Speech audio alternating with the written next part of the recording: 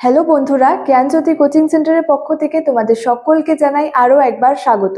আজকে আমার আলোচনার বিষয় হচ্ছে বেদ বা বৈদিক সাহিত্য সম্পর্কে। তো বিষয়টি শুরু করার আগে তোমাদেরকে একটু বলে দিতে চাই, তোমরা যারা আমাদের কোচিং সেন্টারে এখনো যুক্ত হওনি কিংবা যুক্ত হতে চাইছো, তারা কিন্তু উপরে দুটি নাম্বার দেখতে পাচ্ছ, 6295916282 এবং 7076398606। এই দুটি নাম্বারের মধ্যে কিন্তু যে কোনো একটি নাম্বারে যোগাযোগ করে আমাদের সঙ্গে যুক্ত হয়ে যেতে পারো। দেরি না করে কিন্তু আজকের বিষয় সম্পর্কে আলোচনা শুরু করছি। দেখো, বেদ বা বৈদিক সাহিত্য, এই যে অতীতের যে বিভিন্ন ঘটনাগুলি রয়েছে, এগুলিকে জানার জন্য ঐতিহাসিকরা যে সমস্ত তথ্যের উপর নির্ভরশীল বা নির্ভর করেন, সেই নির্ভরযোগ্য উপাদান তথ্যগুলিই কিন্তু হলো ইতিহাসের উপাদান। এবং এই উপাদানগুলিকে কিন্তু দুটি ভাগে ভাগ করে আলোচনা করা যায়। একটা হলো সাহিত্যিক উপাদান এবং একটি হলো হচ্ছে প্রত্নতাত্ত্বিক উপাদান। এই যে সাহিত্যিক উপাদান রয়েছে, এই সাহিত্যিক উপাদানকে আবার দুটি ভাগে ভাগ করে কিন্তু আলোচনা করা যেতে পারে। একটি হলো দেশীয় সাহিত্য এবং আরেকটি হলো যে বিদেশি সাহিত্য।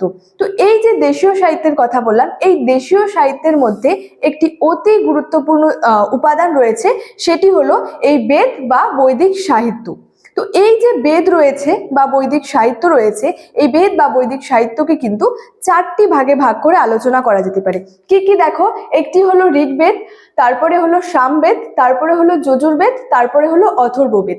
এই চার ভাগে কিন্তু এই বেদ বিভক্ত।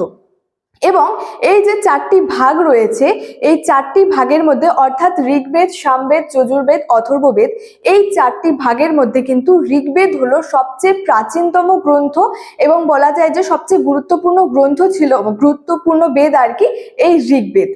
তো এই ঋগ্বেদের যদি রচনাকালের কথা বলি, তো দেখো এই ঋগ্বেদ হচ্ছে খ্রিস্টপূর্ব 1500 থেকে 900 অব্দ মধ্যে কিন্তু এটি রচিত হয়েছিল। ঋগ্বেদের রচনাকালের কথা যদি বলি, তো এটি হচ্ছে খ্রিস্টপূর্ব 1500 থেকে 900 অব্দের মধ্যে কিন্তু এটি রচিত হয়েছিল।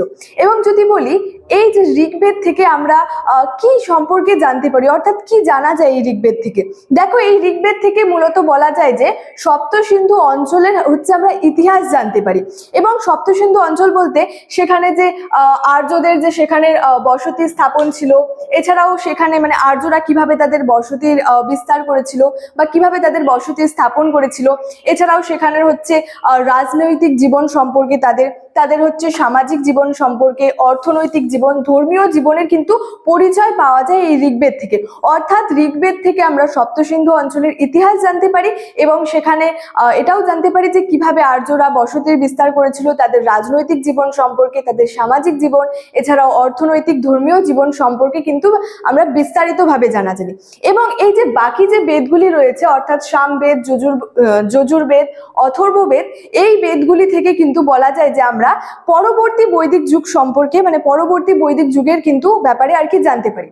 এবং এই যে পরবর্তী যুগের কথা বললাম, তো এই পরবর্তী যুগের যদি সময়কালের কথা বলি, দেখো এই পরবর্তী ঋগ্বৈদিক যুগের সময় রচনাকাল দেখেছিলাম আমরা যে খ্রিস্টপূর্ব 1500 থেকে 900 অব্দ পর্যন্ত।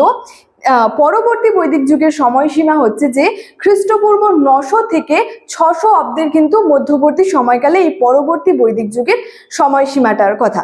এবং এই পরবর্তী বাকি বেদগুলি থেকে আমরা পরবর্তী বৈদিক যুগের হচ্ছে যে আর্যদের যে সেখানে যে সম্প্রসারণ এবং আর্য অনার্য যে সংস্কৃতির মিশ্রণ, এছাড়াও সেখানে পরবর্তী আর্যদের যে সামাজিক অবস্থা থেকে শুরু করে তাদের রাজনৈতিক অবস্থা, তাদের ধর্মীয় জীবন সম্পর্কে কিন্তু আমরা বিস্তারিতভাবে জানতে পারি।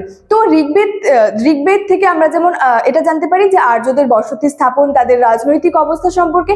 পরবর্তী অপর বেদগুলির থেকে আমরা পরবর্তী বৈদিক যুগের বিভিন্ন অবস্থা সম্পর্কে কিন্তু জানতে পারি।